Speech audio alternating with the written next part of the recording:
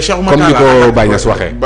l'Afrique aux Africains merci beaucoup ci téere bu am solo boobu mais ànd ak loolu yëpp date bi moom waxu ko dina amagul calendrier la wax bu ñu établir mais li wér mooy ni su waree am dinañ leen annoncer ñoom autorité française yi ñooy am primeur bi lan la dañoo jekkoogut en réalité pour xam naam war nañoo dem mais kañ lay doon ak yenn conditions li ñuy demee yooyu yëpp dafa des ci ay points yoo xamante ni.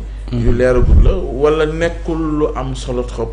waaw mais ci ni ñu ko annoncé en tout cas. waaw Pa Moussa tënk na yu bëri. moom xam nga léegi afritologue la je veux dire dans son analyse. ce document et c'est important. Dans son analyse il t'a dit que est-ce que ñun pare nañ ci mu jox la un exemple parfait boo xam ni par exemple lu jëm ci incendie am fii armée française ñëw intervenir.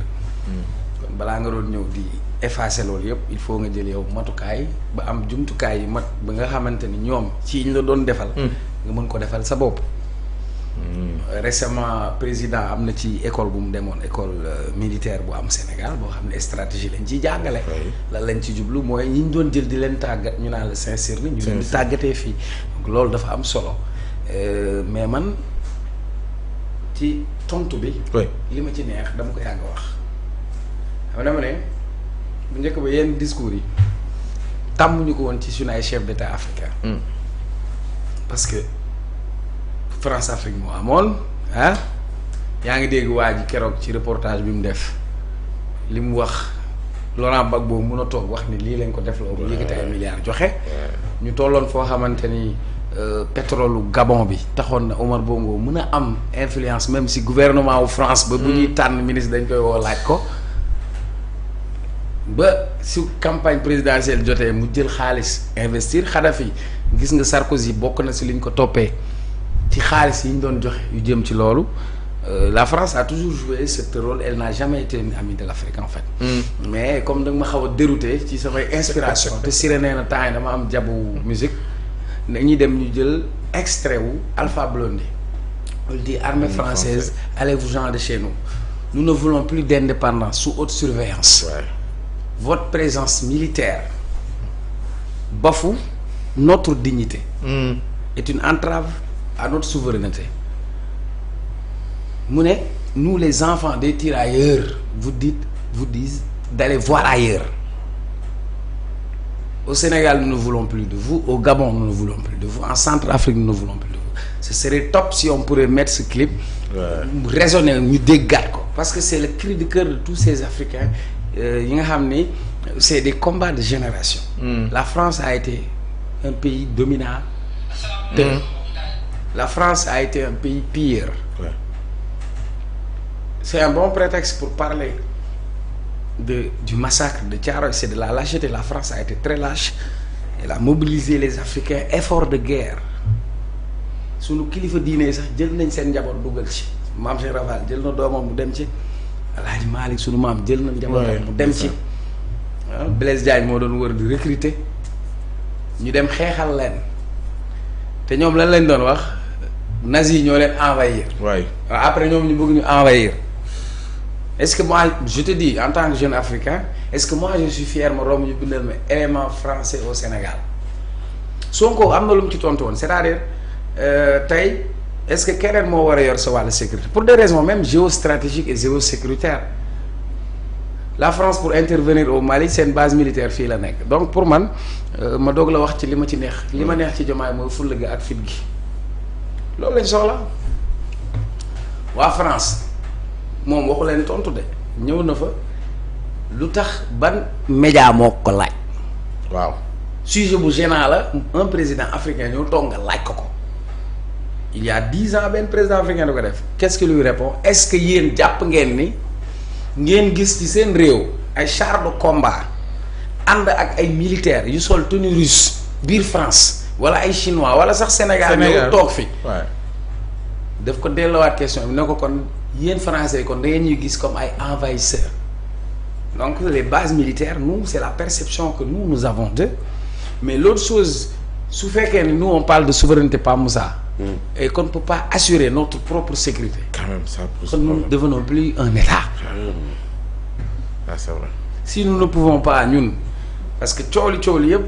c'est les accords de défense qui ont été signés. accord de défense yooyu moo taxoon nu mu tudd ki nekkoon Compaoré ñan ñoo ko rawale.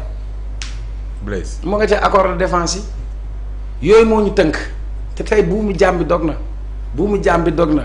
du point de vue intellect buum bi jaam bi dog na parce que ñun ñoo am ay ressources et tey j'ai l'habitude de dire que aujourd'hui la donne a changé parce que maintenant les Africains ont compris que la France a autant besoin d'eux pour exister parce que la France est un petit pays qui n'a pas assez de ressources dafa am empire bu mu tegoon un empire colonial. Pa Moussa a raison de fàttali Faidherbe li taxoon ñu bëgg wekki statut Faidherbe bu bële kan moo taal université ba nekkoon Pire c'est Faidherbe combien d'atrocités la fi France def donc tey les choses ont changé donc le courage politique qu'ils ont et la volonté politique qu'ils ont de prendre le destin du Sénégal et de l'Afrique de manière intelligente. Et de manière intelligente il faut que France comprenne loolu parce que maintenant ça avance booy xool France accepté wul woon massacre Thiaroye. Le discours a évolué François Hollande dem ba accepté. waaye tuddee ko massacre à la mitraillette. après ça va changer graduellement président France war a ñëw 80 ans après pour toog accepter qu'ils ont fait du tort et qu'il y a un préjudice une réparation maintenant il y a ça a évolué maintenant pour une mémoire collective. Ça nous permettra d'aborder ce sujet. Ça montre li Pa Moussa doon wax mooy l'atrocité que la France a fait c'est au-delà de l'esclavage et Diomaye l'a rappelé après l'esclavage la colonisation.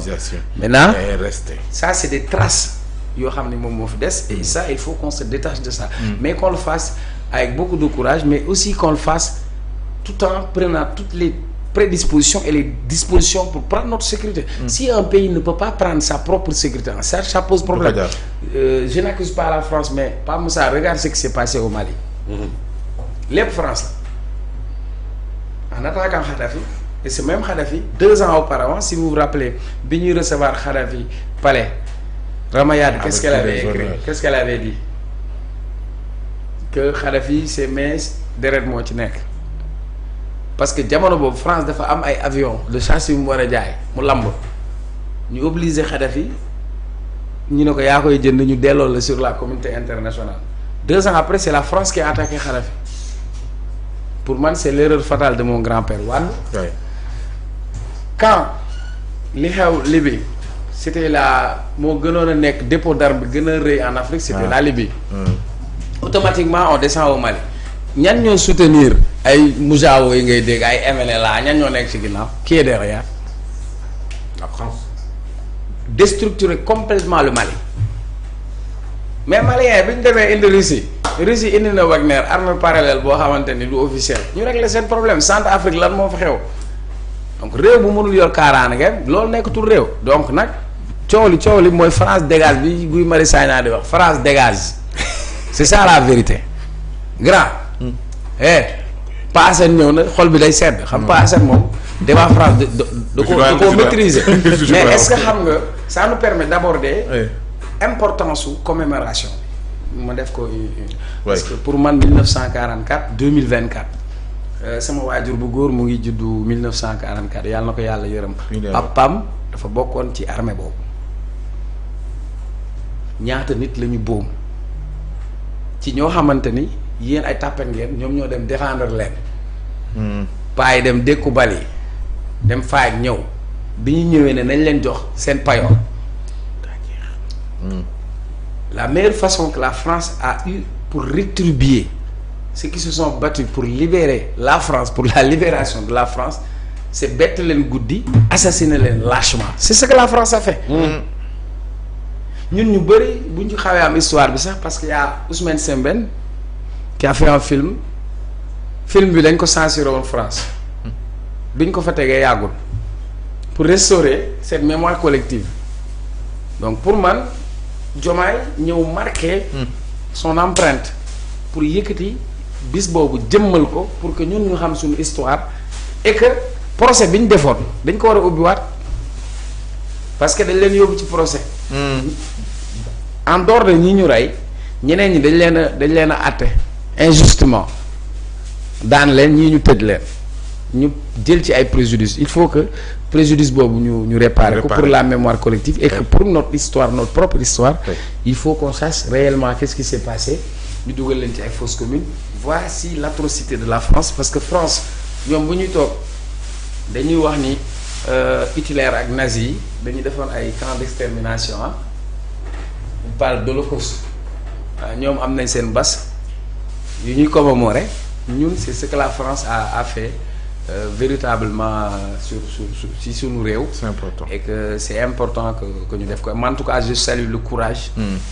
Surtout de Diomaye de dire les mots sans porter de gants. Pour dire à la France entre les lignes que vous êtes une force d'occupation. Vous êtes des envahisseurs. Si vous vous mettez à notre place, que d'autres forces extérieures envahissent votre territoire, quelle serait votre réaction? La réaction, c'est on veut pas de votre présence militaire, mais on va le faire de la manière la plus intelligente. nekkul lu ñuy def. taf mais lu ñuy waajal alors c'est mu ngi koy wax sànq ci ni nga déggee le président de la République tontu souvent yéen bu ngeen koy aborder wala ngeen koy analyser ci angle diplomatie ngeen naan dafa am ay mots yu ñuy utiliser sooy wax